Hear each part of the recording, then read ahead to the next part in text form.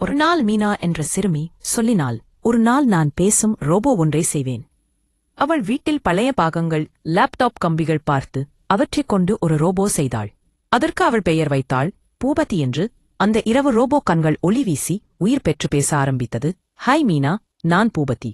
மீனா ஆச்சரியத்தில் குதித்தாள். அப்போ முதல் நாள் இருவரும் நல்ல நண்பர்களாகி சேர்ந்து விளையாடி கற்றுக்கொண்டு நல்ல பழக்கங்களை பின்பற்ற ஆரம்பித்தார்கள்.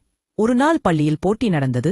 மீனா பூபதி ரோபோவைக் கொண்டு மேடையில் சென்று பாடம் சொல்லி புதிர் கேள்விகளை கேட்டார். அனைத்து குழந்தைகளும் மகிழ்ச்சியுடன் சிரித்தனர்.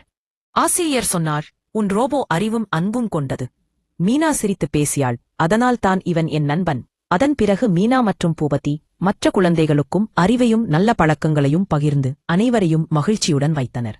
உண்மையான நுண்ணறிவு என்பது அறிவோடு அன்பும் சேர்ந்து இருக்கும்போது மட்டுமே விளங்கும். புத்திசாலித்தனமும் அன்பும் சேர்ந்து உலகத்தை அழகாக்கும்.